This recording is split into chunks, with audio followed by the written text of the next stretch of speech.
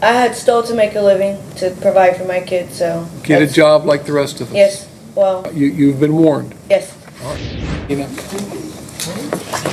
All right. These are case numbers 25CR43240 and 26CR43419, the State of Ohio versus Samantha Clemens.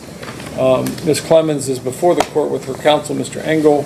Ms. Tranter's here on behalf of the State of Ohio. First things first, Ms. Clemens, on the 26-43419 case, you have again been indicted by the Warren County Grand Jury. Have you received a copy of that indictment?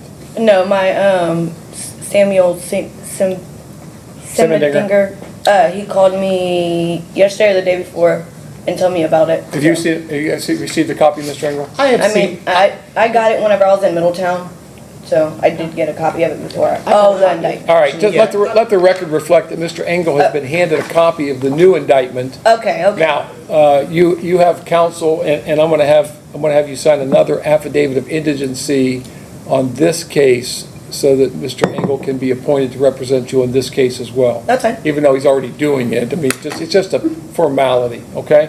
So, you have a right to wait 24 hours from the time that you receive that indictment to be arraigned on that indictment.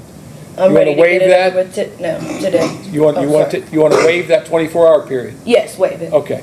And at this point in time, I'm not going to have you enter a plea yet, because we're going to ask you to enter a plea after I go over some other things. So you want me to read this indictment? Do you understand? No, that's fine.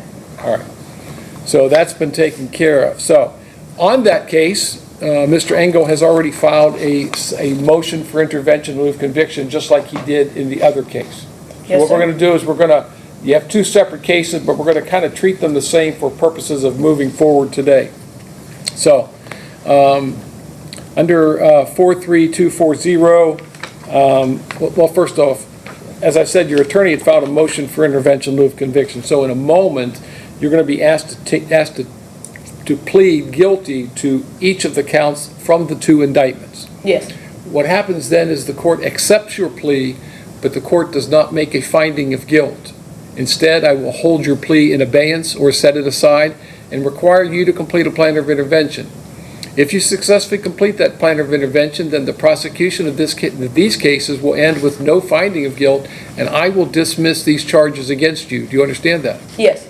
However, if you fail to complete the plan of intervention, I don't know if you have you don't seem to have a drug problem, but if you continue to break the law like this, yes, you understand that the court will be able to make a finding of guilty that's based on your plea today, and then I'm going to sentence you on these felony charges. Do you understand that part of it? Yes, sir. How old are you? 29. I'll be 30 on the 3rd. How far did you go in school?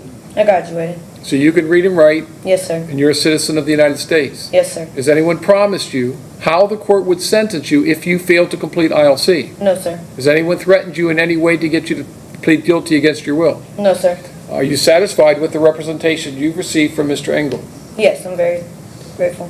Are you under the influence of any drugs or alcohol? No, sir. Do you take medication that interferes with your ability to understand what's going on today? No, sir. All right.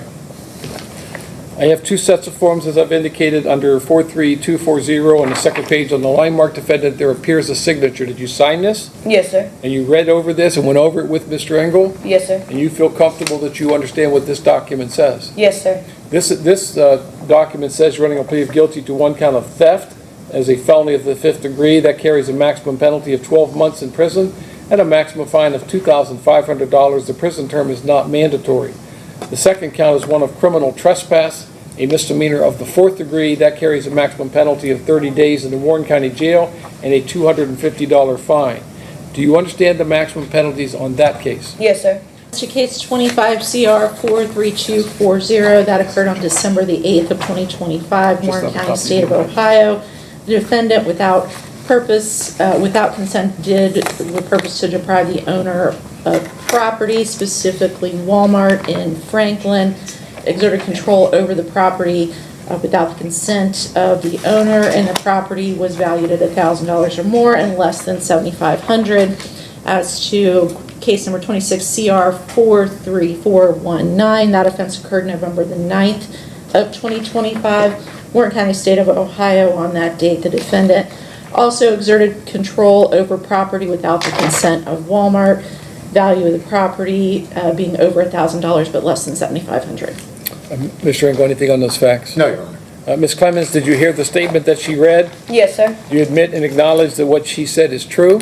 Yes, sir. And again, you understand all the rights you're giving up, entering a plea of guilty, those rights we discussed? Yes, sir. What is your plea? Guilty. The court will make a finding that you've made a knowing, intelligent, and voluntary waiver of your constitutional rights. The court will accept your plea of guilty.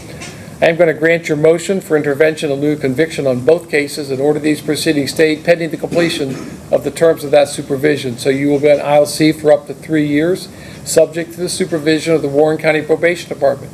You're not allowed to use drugs, you're not allowed to drink alcohol, and you're not allowed to smoke or use marijuana. Do you understand? Yes, sir. You are ordered to successfully complete mental health counseling. You are trespassed, as you have been in the past, from all Walmart stores. If you are caught in a Walmart store, it will be a violation of my orders. Do you understand that? Yes, sir. I think there was a question about the jail time, right? You said you were locked up on this case. I thought about it. I think I got OR'd. So I did 90-something days, but I think I was OR'd on my felony. I did the 90-something days on the M1. Yeah. Okay, so Yeah. it was They don't get count, Okay. they don't count on both cases. Okay, so that's fine. That's fine. She Ms. also- Tranter, is there anything else? I'm sorry. I also had a question about the ankle monitor. Yes. That could be removed this time. Officer Bridgman. Your Honor, I believe Ms. Clemens has been fully compliant while she's been out on monitor. So it seems like it would be okay to come off for. All right, order the monitor removed today. All right, anything else? All right, Ms. Clemens, you get an opportunity here. You need to get this right. Yes, sir. I may not be as friendly the next time you come before me if you screw this up. Stop stealing. Yes, sir. If you steal from somebody else, I'm I telling haven't you. been, I've went only in gas stations and got gas since I've been out of jail. Okay, but I'm telling you, if I find out you're stealing from people, there's Oh, gonna no, be- I haven't stole, I've never stole from the people. I have stole from stores. Stop stealing from Yes, stores. period, yes, altogether, but, and I don't know why you feel like you have to steal from, have you ever had something stolen from you? I had stole to make a living, to provide for my kids, so. Get a that's- job like the rest of us. Yes, well, I didn't have a babysitter, but I got it all understood and understand and under control now. Okay, because you've been warned. Yes, All right, that's all. appreciate you. Yep. 12 seconds later. State of Ohio versus Samantha Clemens, case number 25 CR 43240, case number 26 CR 43419. Ms. Clemens, there's been an allegation that you have violated your terms and conditions of intervention in lieu of conviction. Can I please have a reading from the probation department? ILC condition number 5 on May 21st, 2026, the defendant failed to report to the office as verbally ordered. ILC conditions number 7 on May 15th, 2026, the defendant submitted to a drug test which was positive for cocaine and oxycodone. The defendant denied use and did not provide enough of a sample to be sent out. An oral swab was completed and returned confirmed positive for cocaine and oxy. On 5/26/2026, the defendant was found to have a bottle of wine and her belongings during a home visit. And also on 5/26/26, the defendant submitted to a drug test which was positive for fentanyl, oxycodone, and benzodiazepines. The defendant denied use and it was sent to the lab for confirmation. Those results are currently pending. Ms. Clemens, did you hear those allegations as they were read out loud? Yes, sir. At this point in time, the court finds that there is probable cause that you violated your terms and conditions of intervention in lieu of conviction. Ms. Nicholson, what would you like me to know about bail? We're going to set this over for a full hearing in front of Judge Teague. Ms. Nicholson, what would you like me to know? Your Honor, based on the fact that one of the allegations is a failure to report as ordered, along with a number of different positive tests, including ones that she was allowed to remain out pending those results, we would ask that she be held for the final hearing. And Ms. Clemens, we'll get to your pitch on bond, but first I neglected to address something with you. Do you have the means or ability to retain counsel, or do you need a court-appointed attorney? I was hoping to plea out today. I understand that. One, I am just a magistrate, so I cannot entertain any sort of plea that would render a disposition in a felony case, so I cannot do that today. Two, you're on ILC. It might be more advantageous to have Judge Teep do this. He knows your whole case, he knows your background, everything like that. Okay. So, would you like a court-appointed attorney? We're going to appoint you Mr. Joshua Engel. We'll make sure Mr. Engel is made aware of this appointment. Likewise, we'll get you a copy of his card.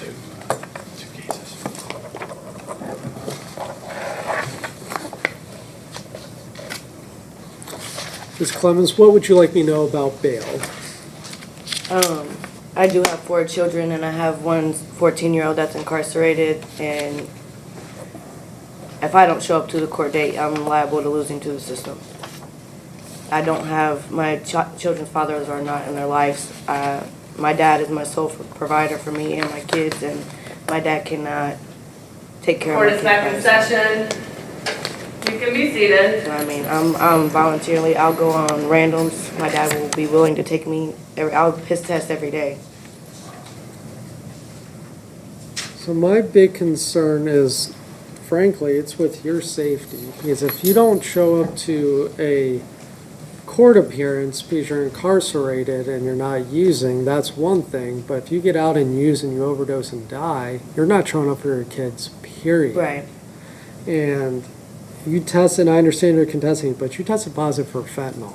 Yeah. Out of all the things you can play with in life, fentanyl is not one of them. Which So that wasn't on purpose. Like, I had got laced, I had bought a pill off of the street, and that's what it had came back to, so. I mean, it kind of goes without saying is you can no longer trust your neighborhood drug dealers. Oh, yeah. So I just have too much concern for your well-being. So at this point in time, you're going to remain in custody until we can get this set for a full hearing in front of Judge Teep. We'll get this set as soon as possible. Yes, sir. You want a minute, may I address the court? Yes, sir. My name's William Clemens, I'm her father. Through communication with Samantha, she's reflected to me that, she's accepted her responsibility for things, and that by buying these pills off the streets, I've got multiple friends that I let her know, close friends, that has died because of these pressed pills that's out there in the street. Samantha is struggling with maybe some mental health things, and she's reflected to me that she's wanting to find some kind of a program to help her address her with her mental health, which, as per se, I did. I was out there in the streets for years. She watched me go through addiction with crack cocaine for over 25 years. I'm currently now 38 months sober. I have my own ministry services, and Samantha's agreed to respect those boundaries within my home, in which resides there, and the reflection as to what's set forth in my home. And if she's willing to respect those boundaries and whatever, I just want to put us on record that I'm there for her as long as she's willing to respect those boundaries, and I'll make sure that she gets to wherever she needs to be. Thank you very much, sir. And Ms. Clemens, I hope you heard everything you said, because not a lot of people have support system, period, let alone someone who's gone through that. And 38 months sober, kudos to you, sir, and keep that up. At this point in time, I'm still going to hold you until we can get Judge Teep. But reflect on all of this, because this is just a speed bump if you do it right. It doesn't have to change your whole life. So we'll get you sent from Judge Teep as soon as possible. Hey, Your Honor, can I give her a hug? You'd have to ask the deputy. And that's where we leave it. Samantha in custody, her dad's heart on the courtroom floor, and Judge T waiting in the wings. Here is the reality check. Intervention in lieu of conviction is not a get-out-of-jail-free card. It's a stay-out-of-jail-if-you-do-the-work card. Samantha tested positive for fentanyl, cocaine, oxycodone, and benzos. She missed appointments. She had wine during a home visit. That's not a relapse, that's a collapse.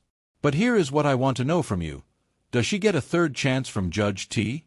Or is she looking at real prison time? Hit like if you think the dad is the hero of this video, and comment jail or rehab below. This case isn't over, it's just on pause.